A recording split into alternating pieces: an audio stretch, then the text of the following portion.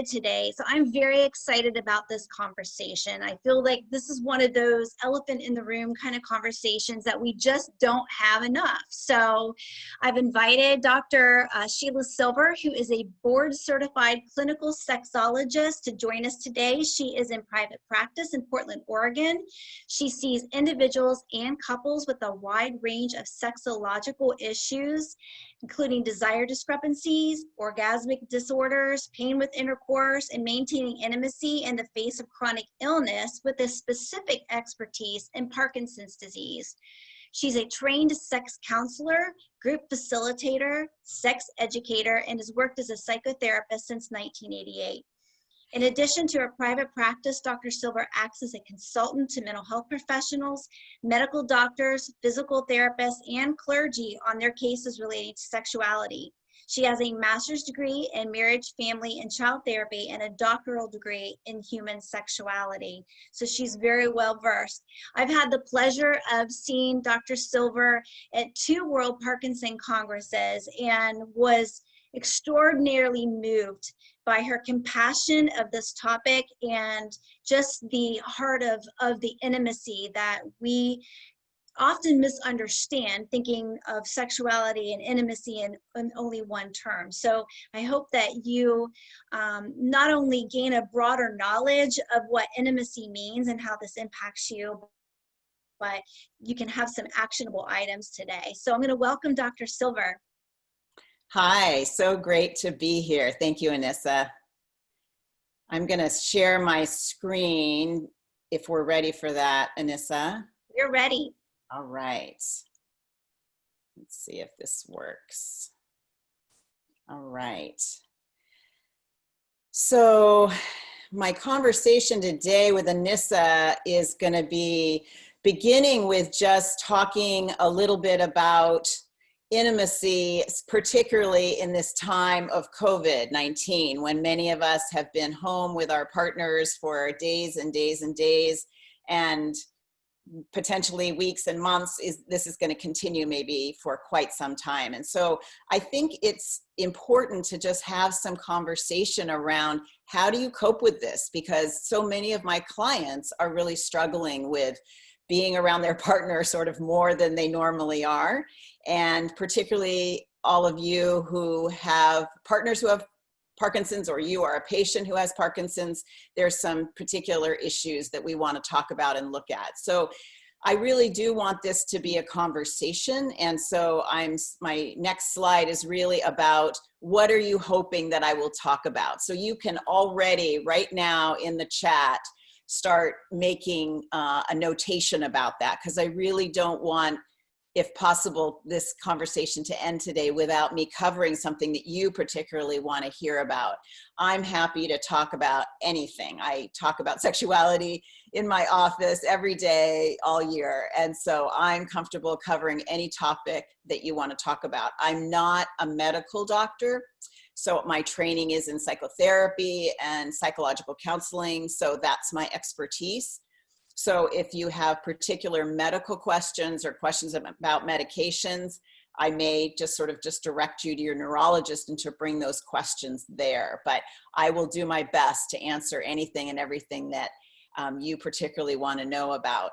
But when Anissa asked me to do this, what I was thinking about was, what do I most want to address sort of right off the bat? And so I called this tips to enhance physical and emotional intimacy. And they're very interlocked. You know, it's not just one or the other. When I'm talking about physical intimacy, I'm talking about affection, but I'm also talking about sexuality.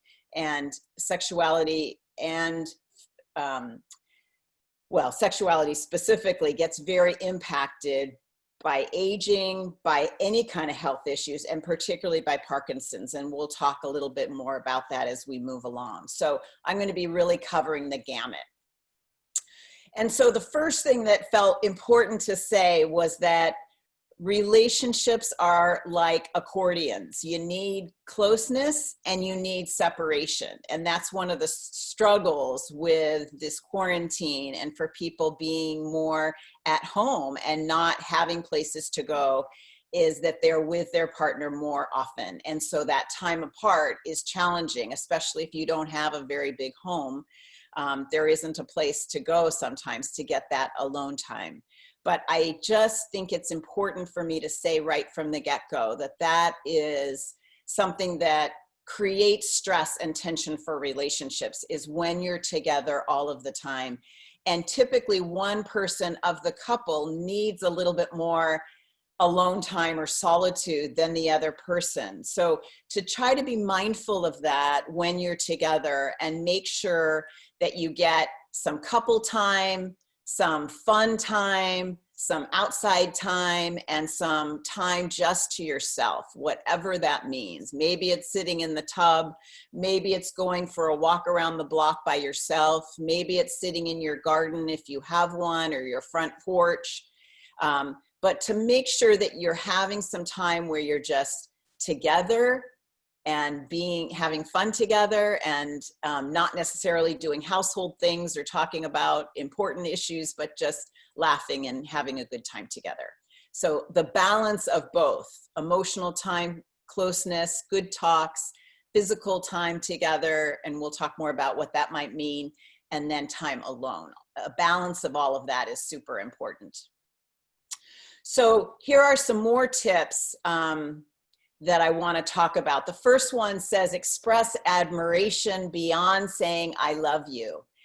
And this is actually really important, because I notice a lot of long-term couples talk about that they say, I love you a lot to their partner, but they often aren't very specific in their appreciations. And I'm sure you have had the experience of when somebody specifically appreciates you for something that you did, it feels so much more. We know, many of us, that our partners love us, but somehow when you're very specific in your appreciations, like, thank you so much for unloading the dishwasher, or something specific like, I appreciate you bringing me a cup of tea, or, whatever it might be, something that they did, but also just specific appreciations about who they are. Like, I just really love being married to you. I love our time. I love that I can make you laugh. I love how kind you are to me.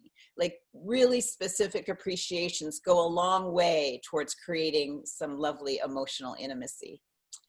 Treating your loved one the way you would treat a friend feels important to say, because many times we're so comfortable with the person that we live with that we forget how to be really kind and polite, and not necessarily not speaking the truth, but it's important to remember that not just treating our friends in a very respectful way, but also just treating the people that we live with as if they are our best friend, and speaking to them in that way, and treating them as that person the way you probably treated them at the beginning of your relationship, remembering to treat them that way 30 years in or 40 years in, is important.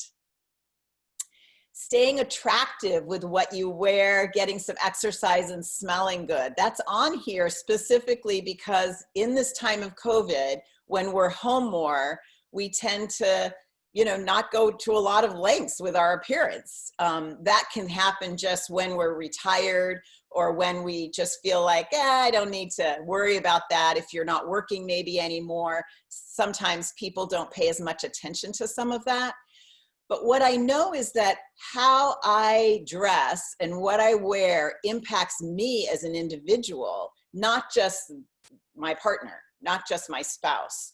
And so just notice for yourself, if you're wearing sweats or your pajamas or a pair of jeans that you wore for the last week, how does that change your mood from if you're wearing something that you might wear if you were going out to lunch with a friend? Even though maybe you're at home a whole lot more than you would normally be right now during this pandemic, I think it's important that we remember to shower as much as we need to, and to, put on something that smells good, and make sure that we feel good in our appearance, not just because somebody else is looking at us all day, and we want them to be attracted to us, but just for our own mental health and well-being. I think it's something that's important and easily slides when we're home a lot. And if we're not out meeting and greeting other folks, or we're not still in the work environment, sometimes those things fall to the side. So I felt like that was important to say. Switching up our routines and surprising your partner. That's one of the things that I hear a lot, and I've noticed in my own life during this pandemic, is people say it's like Groundhog Day. You wake up and you're doing exactly the same things because you're not going out to dinner and you're not going to see friends and maybe even your family like you used to. And so there's a way that there's a sameness to your days that for some people feels lovely. You know, it makes life kind of simple. And for other people, there's not much variety and it gets boring and routine. And so I think sometimes to just mix things up and do things a little bit differently, or trying to surprise your partner in some way, is a really good thing to think about and remember. Maybe it's eating dinner outside, not in front of the TV, or not necessarily even at your kitchen table. Maybe it's sitting outside on your porch if you have one, or your patio, or someplace like that.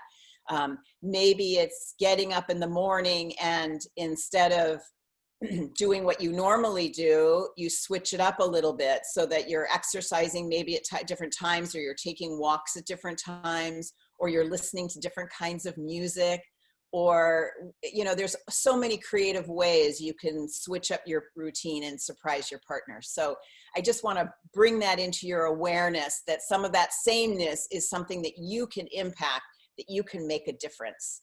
And it makes your partner feel good if you've thought about that and tried to make things a little bit different.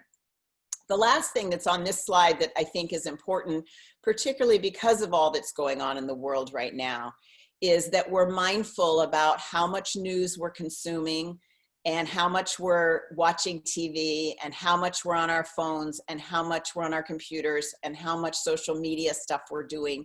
It's easy when there's a lot going on in the world and we're isolated more to want to feel connected, to want to know what's going on in the world. And so to be gravitating towards these things, and there's nothing wrong with any of these things. I'm just inviting you to look at how much am I on my phone? How much TV do I watch a day? And is there a way I can be more discerning about which particular shows I'm watching, or how often I'm distracted by all of this? How often am I on my computer or tablet or phone? And is there a way that's taking away my energy from my partner, or some other things I could be doing with my day that would be really actually more productive, more health, you know, giving for yourself and your vitality? There's a way in which it's easy to get distracted, somebody of any age, with all of these things. And I just inviting you to look at that for yourself and see if there's any changes you want to make, and see if that would actually enhance how much connection you're doing with your partner that might really support your relationship. Okay, let's see here. Oops. So our quick review, and then I'll just check in with Anissa and see if she's gotten some questions. Oops, sorry. So we talked about creating time alone and together, making sure there's a balance, touching each other often, laughing, having fun, being kind in your words and your appreciations, making them as specific as you possibly can so that you feel close to one another, you feel appreciated, and your partner feels appreciated. Noticing how your appearance affects your own mood and potentially affects the mood of your partner, and checking in to see if you're being mindful about some of those things, and then switching up your routines a little bit and noticing if that creates more connection and more intimacy in your relationship. So I'm going to pause there and check in with Anissa and see if there's anything she wants to ask me about, or anything that the audience wants to ask me. We've gotten quite a few questions, and so some of them are kind of separate from what you've already covered. We've definitely had some people say, yeah, I'm kind of guilty of the sweatpants thing, and maybe I need to up my game a little bit. I think we all just need that reminder. So I'm going to start with, I have one question. And this is, a person says, I have a problem with drooling and I do not feel attractive. So we're talking about appearances. In fact, I feel repulsive to my wife, even sitting next to her sometimes. She says she doesn't mind, but I can't get over it. Any suggestions? Yes, so common with Parkinson's patients. That's something that is many patients experience, and it does create some embarrassment. And so I have kind of a couple of suggestions. One is, as best you can, having, a washcloth, dry, something nearby, not necessarily Kleenex, but just sort of like as if you had a handkerchief in your pocket or something, so that you could just be mindful of that. And as best you can, when you remember, when you feel it, to just try to take care of it, and to treat it sort of as neutrally, like not judging it. Like if my glasses kind of fell down my face a little bit and I found myself pushing them up, like almost treating it that way, treating it as adjustment that you need to make, and that it can be distracting to somebody else, but it's just sort of who you are. So my other piece is, there are some things about us health-wise and as Parkinson's patients that we just can't do much about. That's just the reality. And it's part of that grieving process of saying, gee, I wish it was different, and it isn't. And so, there needs to just try to be some acceptance as you want to accept your partner, because at some point there's things that they're going to be doing, burping or farting or whatever, that isn't very pleasant, that we sometimes don't have any control over. And so we need to be compassionate with our partners and recognize that they're being compassionate with us, and we need to be compassionate with ourselves. A great resource for self-compassion is Kristen Neff. Kristen with a K, and Neff is spelled N-E-F-F. She has a whole lot of information on her website about self-compassion, and I think that might be a great resource for you. Awesome. And a few people made some comments that there are medications that can address drooling, and you may also want to mention it to your physician about whether speech therapy might be able to help with that. So kind of along the lines of, again, the appreciation, the connection, is when you have someone who may be experiencing apathy and are less engaged just in general, what kind of suggestions do you have to kind of mitigate that and to be able to connect? Well, again, my first thought is make sure you're talking to your physician and potentially a social worker if that's part of your team, because there may be some medication adjustments that need to get made in terms of apathy. There could be some depression, which is so common, obviously, and so there may be an antidepressant that really might shift something there. Another thing that I often say with apathy is, are you moving as much in your day as you can? That sometimes that stillness, that sitting on the couch, that not moving just perpetuates that.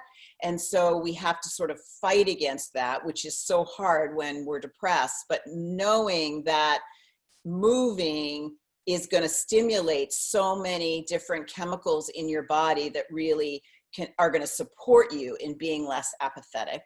And then, trying to find even little things during the day to look forward to, or something in your week to look forward to, can also be motivating. And I'm sure our audience, there's lots online who might have other suggestions. So if you have other good suggestions that have worked for you, I encourage you to put them in the chat. All right, another question. So this person says, this is a huge issue in our marriage. My husband has PSP and has always had a stronger sex drive than I. As a caregiver, am really struggling separating the caregiver role from my role as a wife. I feel my role as a wife has almost disappeared. I feel like a mother and not a wife. so common. I'm sure there's a lot of people listening and watching who know exactly what you're talking about. And it is one of the primary things that really hampers desire is taking care of. We know this when we're being caretaking of children. When we're a mom and we've got little ones, our sex drive, just kind of goes away. And for a lot of us, because we're just busy and we're in that mode of taking care of and being watchful and what do I need to take care of. And so I guess the first thing that I just want to say about that is, yes, it makes it incredibly hard when you feel like you're doing a lot of caretaking to want to be sexual and get in that zone.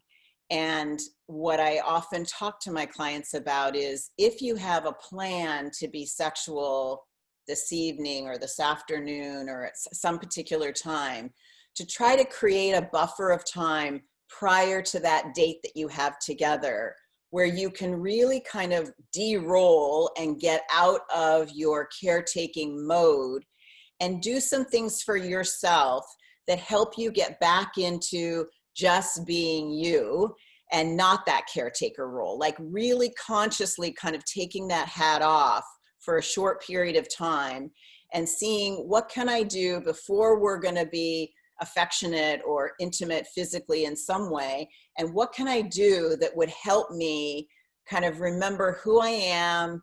If I assume this person is a woman, just remembering who she is and what does she need to kind of get into not being in that caretaker role and feeling just more in her woman space.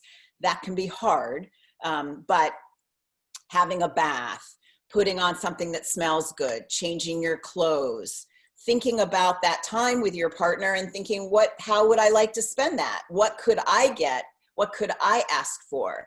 How could I be a little selfish during that time so that it's more what I want it to be? So that the balance isn't just outputting, which is what a lot of caretaking is, and that there's some balance to that time where you're getting and receiving in a way that feels good and works for you. So that's one piece. The other piece of that question is the whole notion of hypersexuality, which some Parkinson's patients experience because of the medications they're on. So what I want to say about that is, it may be worth a conversation with your neurologist about, can we adjust medications or the combination of medications so that there isn't so much hypersexuality. What is true for a lot of folks who are feeling that kind of hypersexuality is that it feels good, actually. I've had so many patients say to me, I don't talk about it with my doctor because I like how I feel. I like feeling more sexual. And so I think that's just important to say, is that what feels life-giving and vitalizing for the patient feels overwhelming and like pressure and feeling like predatory energy almost for the partner. And so I think that's important for patients to realize. I think it's important for patients to realize that this is a medication-induced enthusiasm and it's not necessarily representative of who they are. And so I think there needs to be good conversation between that couple, and then find, how do we work with this? How do we talk about this? And using a social worker or using a sex therapist to kind of mediate those conversations might be really helpful to try to create. I've done that with many couples who have Parkinson's in my office, and that can be really helpful to bring a therapist into that. And I was going to give everybody a link to the American Association of Sex Educators, Counselors, and Therapists. So that email, somebody could maybe put it in the chat, but it's basically aasect.org. So it's sect.org. That is the website for the American Association of Sex Educators, Counselors, and Therapists. Those are people who are licensed and trained in sex therapy all over the country. And somebody might be in your area who could facilitate that conversation. but you have a social worker, hopefully, that you have access to wherever you are as well. And she might, or he might be able to be helpful too. Long answer, sorry.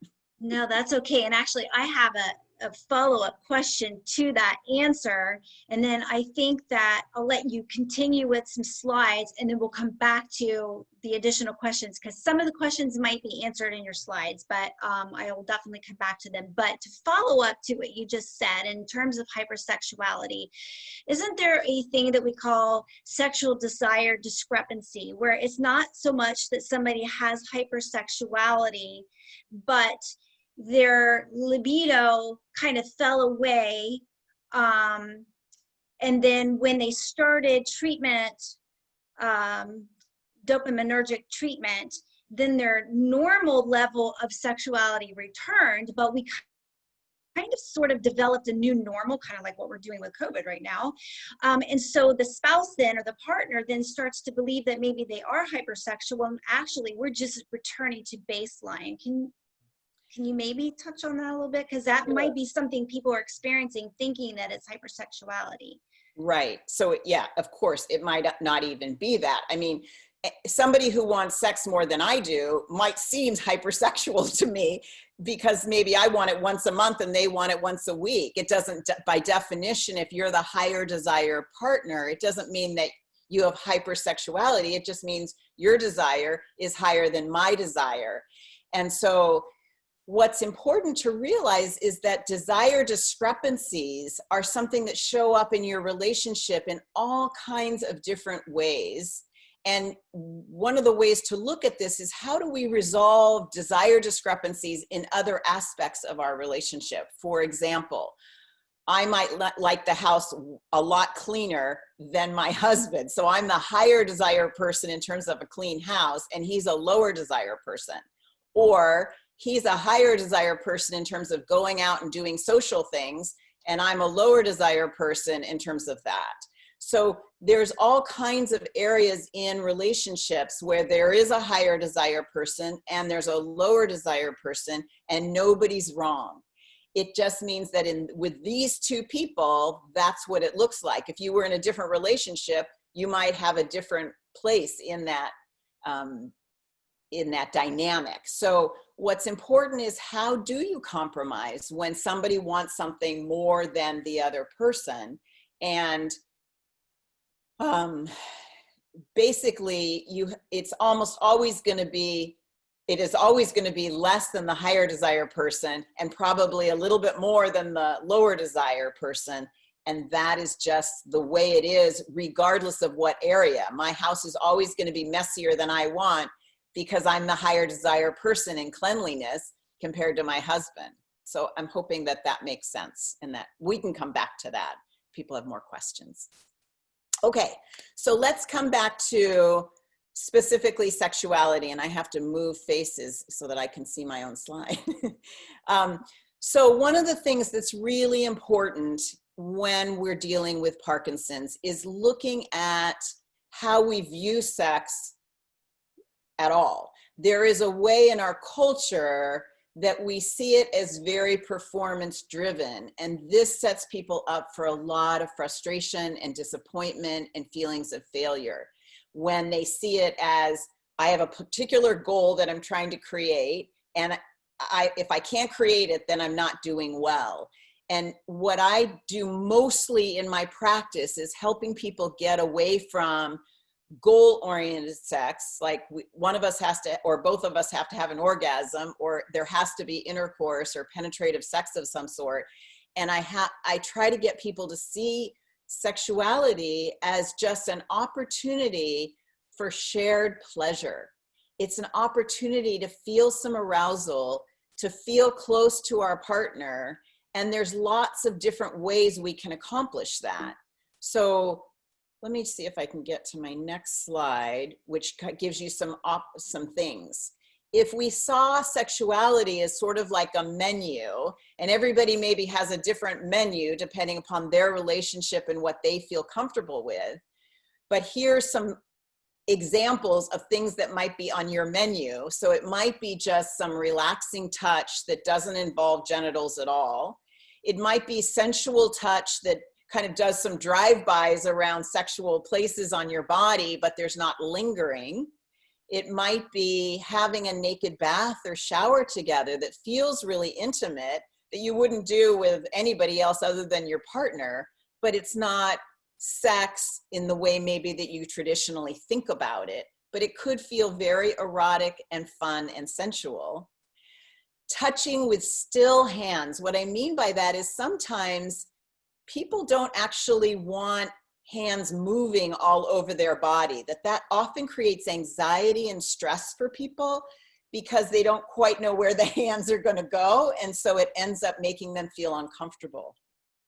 So sometimes it might be really lovely to just put your arms around somebody, or put your hand on their chest, or put your hand on their breast, but you don't move it at all, or put your hand on their genitals, but you're just holding.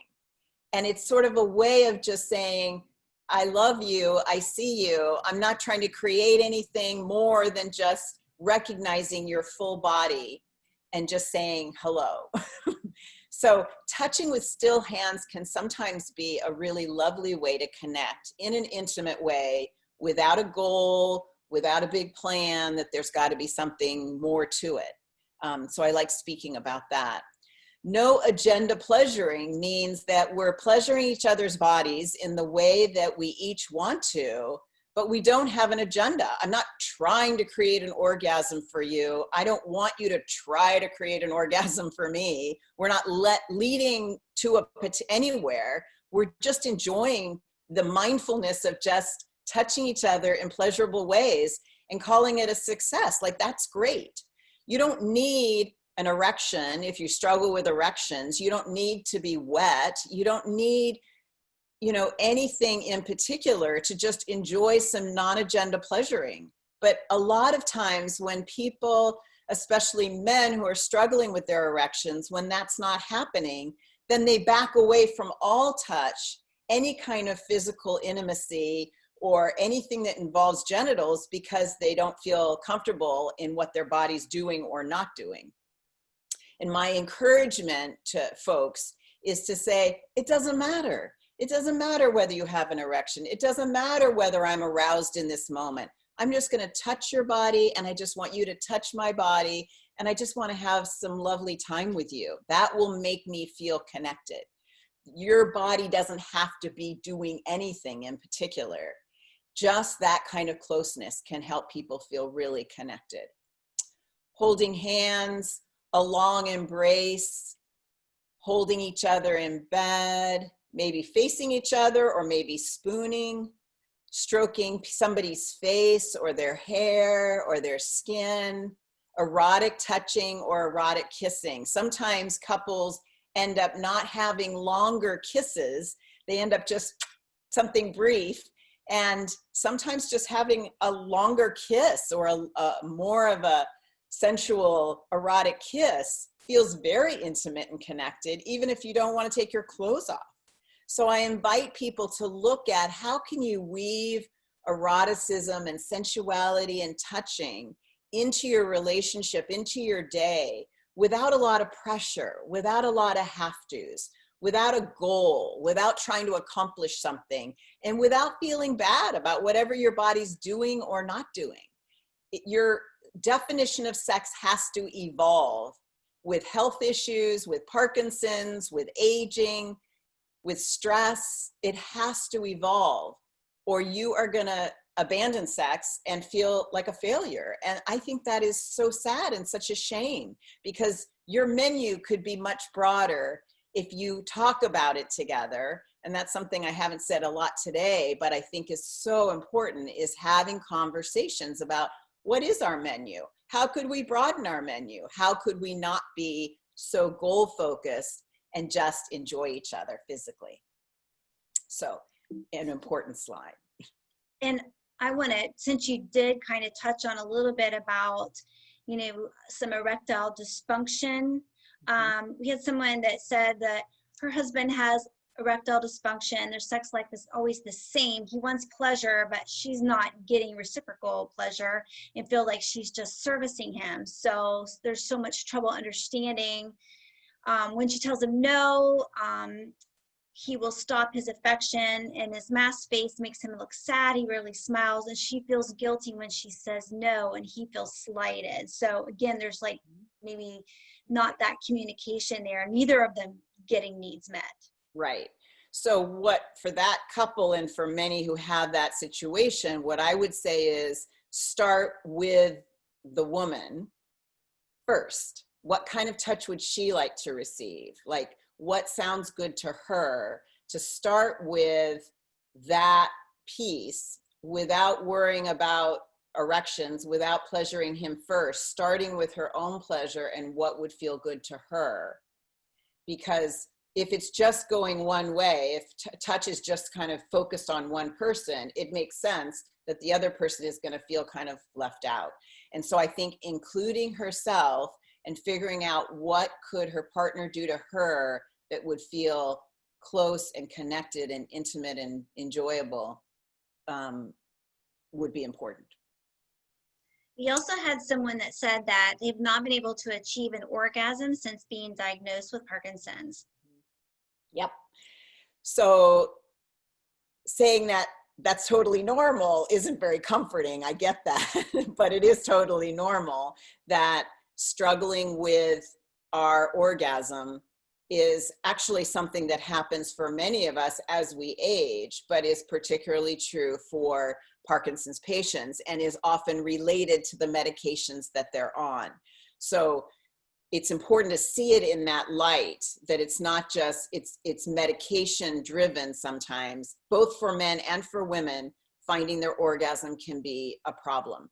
So that's where it comes back to what I was saying earlier about if you don't have the goal of, I'm going to have an orgasm, then you can kind of be gentle and relaxed about it and enjoy finding more arousal in the process, and hopefully just enjoying the fun of that, the thrill of that, the enjoyment of getting more aroused, knowing that orgasm is probably not going to happen. And what, if you can make your peace with that, sometimes orgasm then happens when we relax, we find it more easily. But even if that doesn't happen for you, sort of going in with those expectations, yeah, that may not happen, but not using that as the standard of whether it was a good experience or a successful experience. Having your goal be feeling close and feeling connected. That's what we're trying to achieve. So what do we need to do to achieve that? Takes the pressure off of whether or not somebody has an orgasm. So in terms of like looking at things and the concept of a menu, and we haven't touched on this yet, but somebody had mentioned, you know, sex toys. And if somebody is struggling with arousal or struggling with orgasm, is that something that maybe we could discuss in terms of helping? Absolutely. For some people, using sex toys, a vibrator, a dildo, whatever, any of those things may be helpful in creating pleasure. And so that goes along with what I'm talking about in terms of, if our goal is to create pleasure, then whatever helps with that, bring it on in. You know, figuring out your on-off times and when your medications you're at your best, and having sexuality at those times is another way that supports and helps with creating more pleasure. Is you need to be sort of at your best. Sometimes people get locked into sexuality should be at bedtime, but for many Parkinson's patients, that's not their best time. So I think looking at your day and noticing, am I best late morning or am I best early afternoon? Then having a date at 1 o'clock or 11 a.m. might be the perfect time for you to have a date, because you can be more present and your body's more in a place of responsiveness. Yeah. Did I answer that question? Yeah, I think so. Okay. So I just— Do you want to keep going? I have lots of questions, but how about you go ahead and finish your slides and then I'll come back to them. I just have 2 more slides, I think. And so why don't I finish those, and then we can just spend time on any questions that come along. It's great. I love that people are throwing those in, because I want to cover all of this. So being patient with each other is something that we've been talking about and has sort of been running as a background theme to what we're talking about in terms of not being goal-oriented, in terms of accepting our bodies for what they can do or they can't do, and accepting just some of our Parkinson's, the symptoms like the facial masking or the drooling or some of those things, sort of like being patient with yourself and being patient with your partner in general is a good time right now, particularly during this time of the pandemic when, you know, some of us are feeling more stressed and more anxious and our nerves are a little frayed. I think trying to be patient and figuring out what will help you be more patient is really important. And then just enjoying what's true, what you are capable of, rather than where you want to go or what you used to be able to do or what you think you should be doing. Patience is also just saying, this is how I feel today. This is kind of what I've got today. This is where my health is today. This is where my energy level is today. I think that comes back to that self-compassion we were talking about earlier and real acceptance of ourselves and our partners for what we are and what they are. Okay. Let's see. Then, yes, well, this is my second to last slide. My second to last slide is basically saying emptying your frustration tank is really important in terms of having that patience. And especially during this time when we're together a lot more than we maybe normally would be, making sure that you don't get so frustrated and so resentful or so angry that you don't have patience. And you can't just go into an experience with an open heart and feeling loving. Like if your frustration tank or your anger tank is like full, you've been dealing with this for too long. And for many of us who have been inside for a long time, some of us, that's created this frustration. But for many of us who have had the Parkinson's for a long time and caring for somebody who has Parkinson's for a long time, we sometimes, it just drips in, you know, we don't realize we're feeling fuller and fuller and fuller. And then all of a sudden we blow and we start yelling and screaming. And we think if my husband or wife does this one more time, I'm going to go berserk. And so it's important to kind of come back and say, okay, I need a break. It's back to that accordion idea of I need some time alone. I want to show up with this person who I love in a better frame of mind than I have right now. So I need maybe a whole day of silence, or I need a whole day apart, or I need, you know, just to take a walk. But doing those things on a regular basis, things that you enjoy, getting outside, maybe writing, maybe talking to a friend, maybe talking to a therapist or a social worker, you know, using all the team, all the resources you can so that you keep emptying out your frustration and your anger over here, so that in your relationship, you can show up in the way that you want to, as loving and as open-hearted as you possibly can.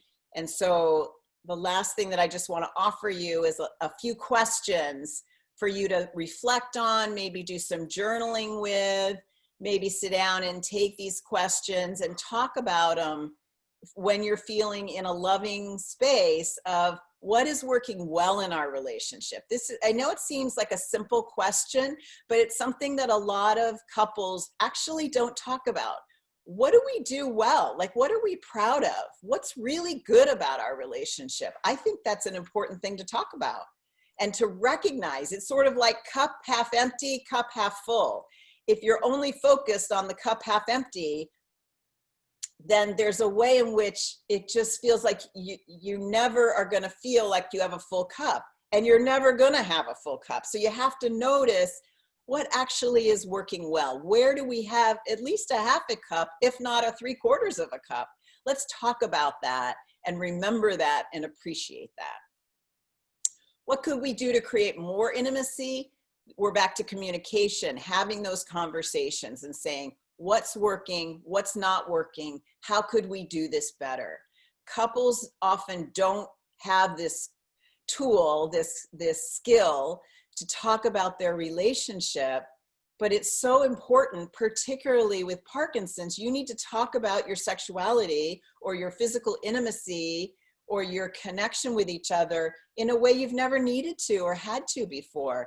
And so you need to learn how to have sometimes uncomfortable conversations for the point of, on the other side, we're going to figure it out. We're going to realize what needs to be different, and we're going to get some help if that needs to happen. Talk to some doctors, work with a therapist, so that we can make things better, because this is a marathon, not a sprint.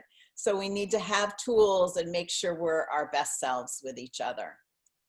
The third one there says, my favorite way you express physical intimacy is, again, it's sharing an appreciation with our partner that they may not realize. You know, it may be, you know, I love when you come up and you put your hand on my back, or I love when you just touch my hair.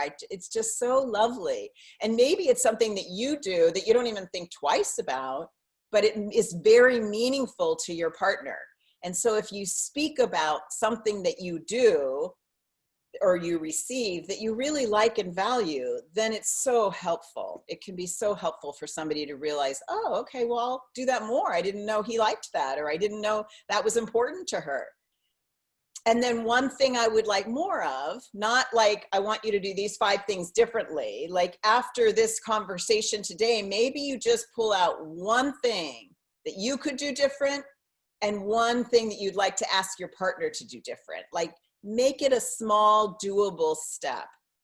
That can be really helpful in terms of moving things forward and taking action. Just identifying one thing that you're willing to do different and one thing that you would love your partner to do different.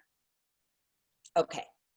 Awesome. I'll be quiet okay. there. So no, we need you talking. So we have lots of questions. So we've had several people write in asking specifically about being single. So men single, women single, dating is next to impossible.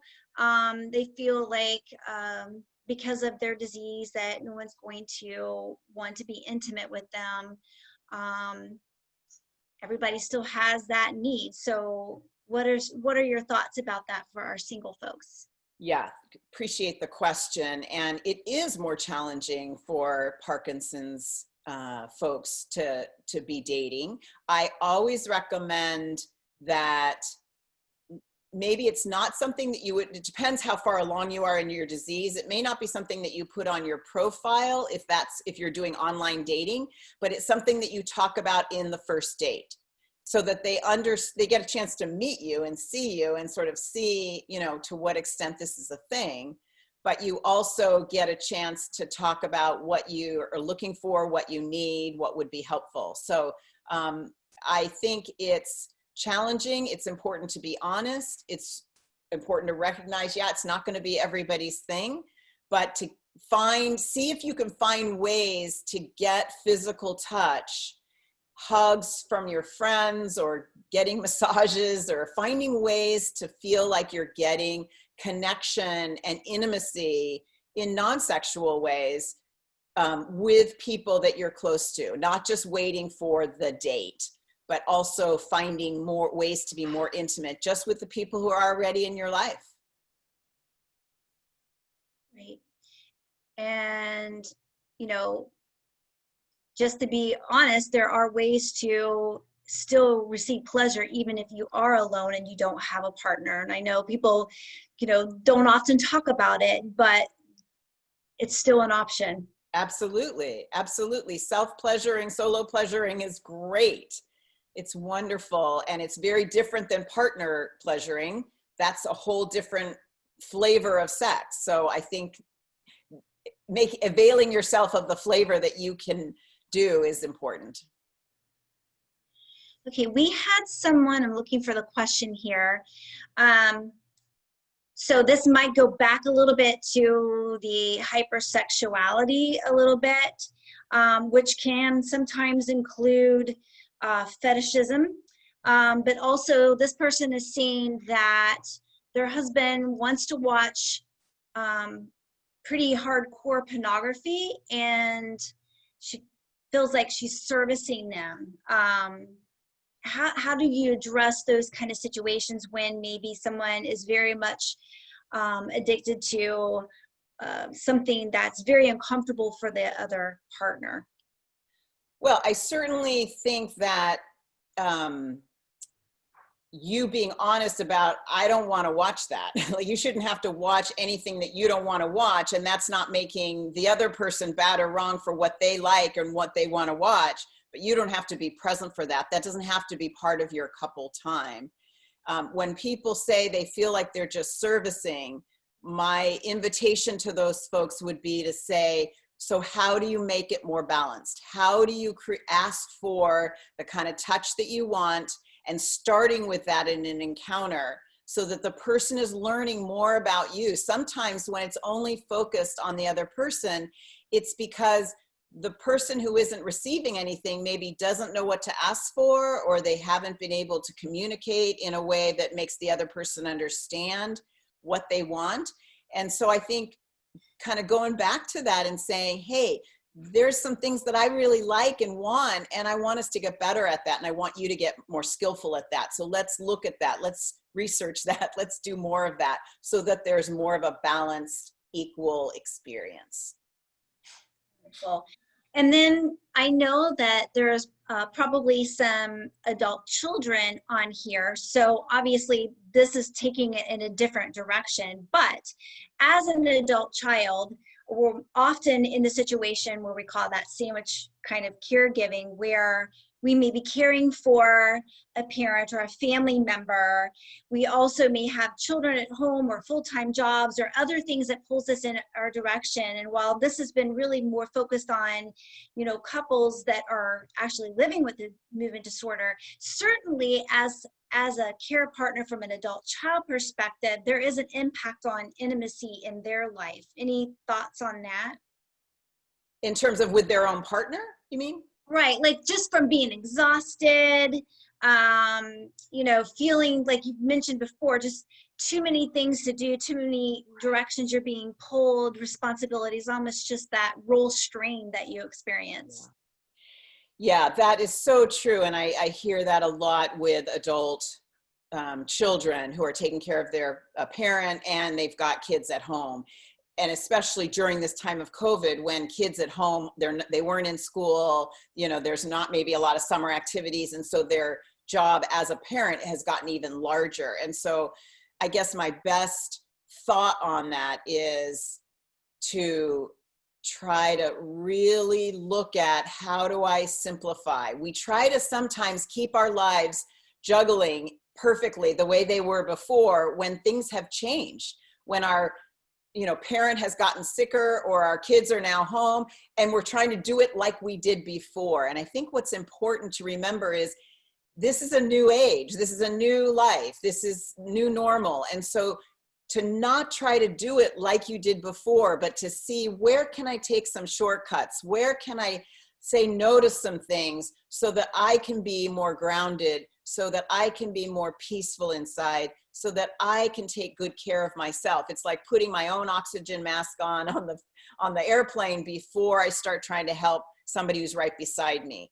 And we don't tend to do that when everybody needs us, but it's the most important time to be doing it, because we really are of no use to anybody when we're not taking care of ourselves. So my encouragement to the adult children would be, see where you can simplify your life.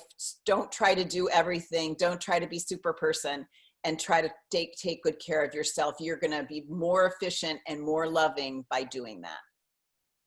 All right, so we're getting close to the end, but I think one of the key questions that we want to maybe end with is, if somebody is having some physical issues, whether it's erectile dysfunction or hypersexuality or any of those things that could be specifically tied to the disease, how do you recommend people bring these conversations to their doctor?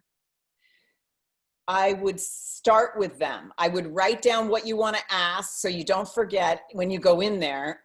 And then I would say, I have some questions about sexuality. Can I ask you those questions? And they might say, oh, no, that's better somebody else handling it. But they may, because it often has to do with medication, I would say that is exactly the place to go and to try to get over the uncomfortableness of it. They are treating you as a whole person, and your sexuality is part of who you are. We are sexual beings, and so it's such a fair question to ask. And to just practice if you need to ahead of time, saying it out loud in the mirror, go in with it written down and start with it so that you can get your questions answered.